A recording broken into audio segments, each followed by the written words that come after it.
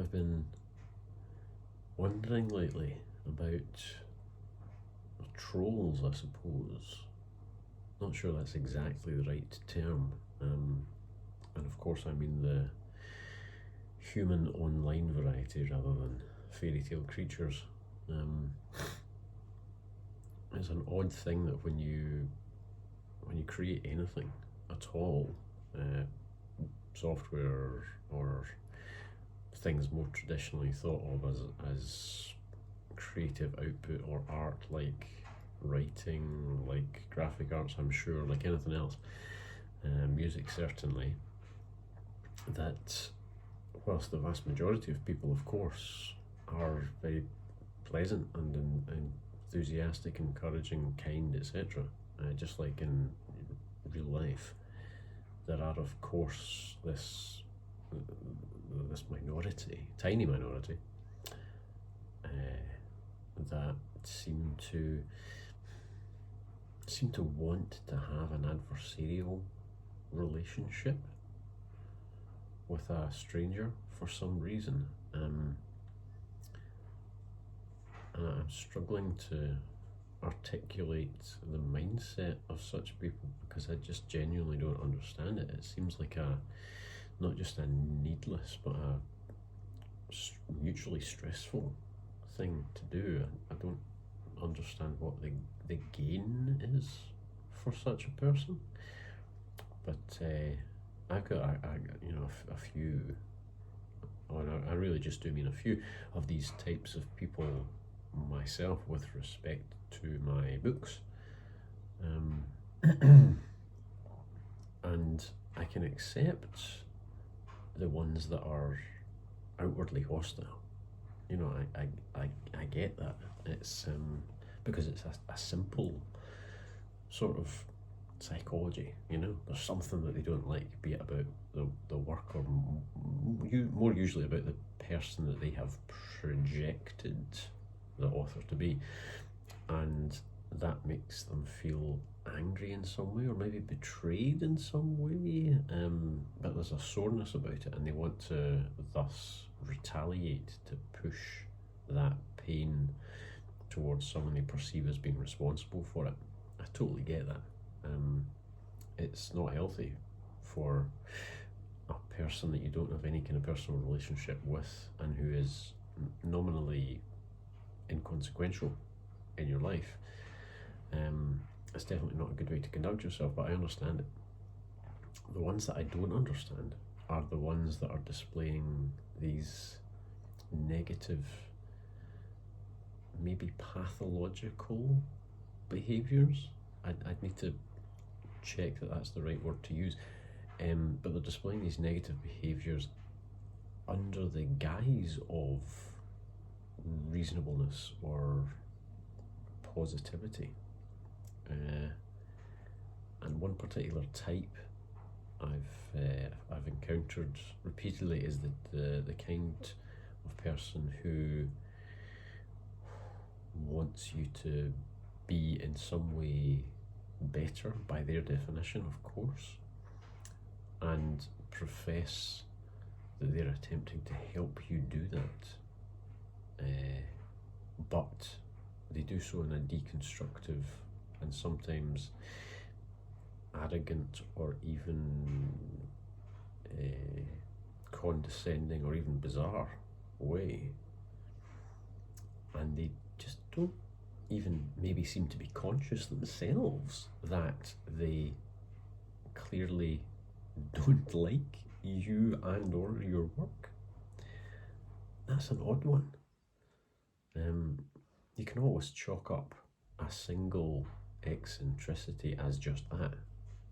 There's every kind of person in the world after all, so there's every kind of weirdness, but it's a slightly recurrent pattern, and I just find it so odd. I have a person who, within the language of, say, feedback or constructiveness, has this ritual, I suppose. Whenever I have a new book out, it appears that this person, buys the book and reads the book straight away like literally within a handful of days of release. And then a certain number of days after, I will get an email, and it's so of the general form that usually the book has promise or whatever, but there are glaring problems in this person's view, and they want to sort of take me under their wing or help me reach my potential, you know? And I mean, that's not something that as a man and a husband and a father in my mid-40s that I often hear. You know, it's the language you would use for a much younger person, hence condescending, patronising. It certainly comes across that way. And this person, honest to God, rewrites bits of the books, of my books. Someone who's apparently a writer themselves. I've Googled occasionally, can't find the stuff, but I mean that might be my insufficient web searching skills, but I've checked Amazon and so on, the name comes up or variants of the name, but the works don't seem to really match up. Don't know if this is a person who really has written and published stuff, or maybe they've written stuff and not published, or maybe they're waiting to be published by someone else, who knows. But they'll take a chapter, or like a whole chapter, or even a lengthy scene of mine, and just rewrite it and send it back, of course in their own style. The thing with people is that when their style is different, they think that other styles are wrong or flawed, whereas it's actually a stylistic preference. But the implicit, like, unbelievable arrogance and just bizarreness and eccentricity of doing that. And then the person also says that kind of, I mean, the wording varies from time to time, but the flavour of it is that, you know, due to these problems, they won't post a public review, because that would be counterproductive, you know, or it would be unconstructive. And then 2 or 3 weeks pass, and they of course do that very thing. And it's happened with, I think, all the books so far. Certainly all the books in the techno thriller series. It's just so strange. What does a person get out of this? What is the benefit? Whenever I've engaged previously, I say what I always say when people send feedback, I say thank you very much, and I really appreciate you taking the time to read the book and email me about this, and that's it. You can't engage on individual points, because, well, one, your art is your art, you know. If it's typos or logical error or whatever, then great, you obviously say, you know, oops, my fault, I'll get that fixed. But so much of the rest of it is just opinion and stylistic preference and so on. I think this person, being as generous as I can, they just haven't realised that they either don't like whether it's my style or genre, or even me as a projected person for some reason. They seem to consciously think that they do, but they are patronisingly and destructively mentoring by force, I guess. It's just so odd, because it takes time, it takes effort. It doesn't just take the time you need to weirdly copy someone else's chapter and rewrite it and send it to them. It takes the emotional energy to convince yourself all the time that you're doing this in a forcefully constructive mentoring way, when in fact it's a really weirdly negative kind of almost parasitic and maybe subconsciously intended to be discouraging or something. I don't know. It's so odd. I hesitate to ascribe outright malice because that's just not the flavour of the cover emails, I guess you would say. But it's just so odd. Like, this is a person who just lacks the self-awareness to understand that they are doing something undermining, whilst calling it and presumably even thinking of it as helpful. It's so strange. It just goes to show you that the more you sort of expose yourself, in the form of work out beyond your immediate circle, the more you're inevitably, just by the numbers, going to run into the occasional person whose modes of behaviour and perception of their own behaviour is so divorced from your own that it's just bizarre. I don't have a conclusion to this, and I'm sorry this has been a bit rambly, but I just wanted to remark upon it, and perhaps, I suppose, to say to other creative people that unfortunately you will encounter odd and like weirdly demoralizing or perhaps people who are subconsciously attempting to be demoralizing in the guise of something else. And you are going to find these people once in a while, but they are a tiny, tiny, tiny minority. The vast majority of people, just as if you're out on the streets, are lovely and desperate to be kind and constructive and friendly and helpful and all the rest of it. So, it is a very small number of people, but they are out there. And I guess I'm saying that I get that too.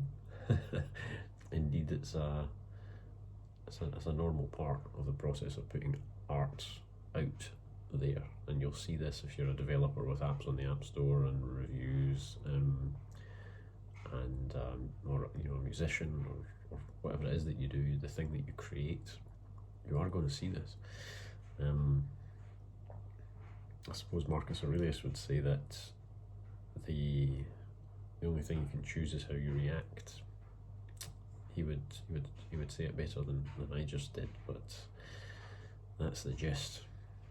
You just have to choose to acknowledge that other people encounter your stuff and they encounter it in a different way that you perhaps imagined that they might, and they have a different response, and a whole bunch of things, most of which are probably not a part of your work, cause them to react in a certain way. And you need to not give that undue importance and not make it about yourself in particular, because of course if you put a book out or a song out or an app out or something, even if it's really confessional art, people who encounter it don't know you.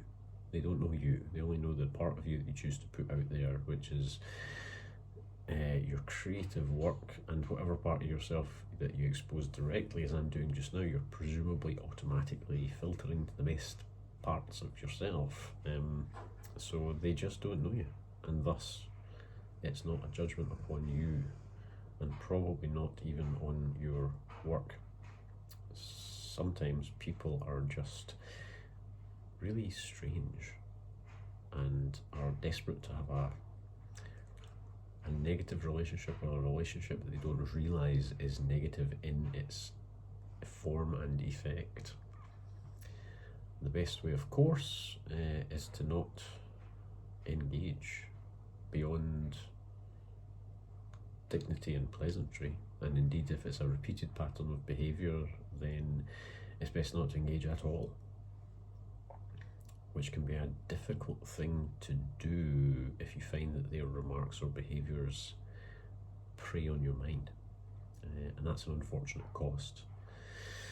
The thing to keep in mind at those times is that, yes, it's unfair that you've been made to ruminate on these things or feel that way, but there can be no improvement by retort or retaliation, or, God forbid, by letting yourself fall to the same level. The best thing I have found, increasingly as I get older, is just a bit of quiet dignity, a head nod, figuratively speaking, at most, and a rigid belief that people are entitled to their opinions, but not for you necessarily to have to respond to them or indeed even hear them if it's going to be unpleasant. So there you go.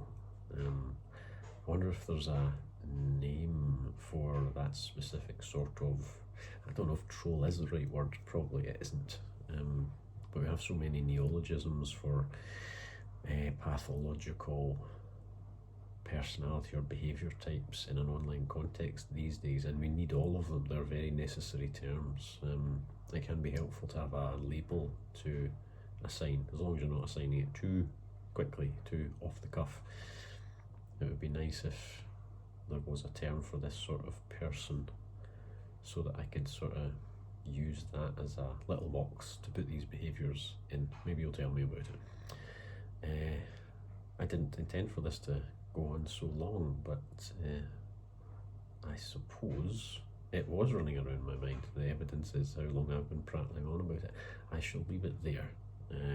Thank you for watching and listening, and of course to the vast majority of you all out there, thank you for being such unqualifiedly decent and reasonable and constructive people.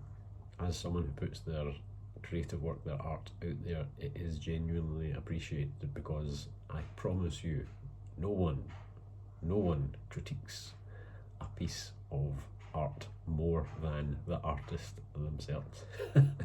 Always has been true and always will be. See you next time.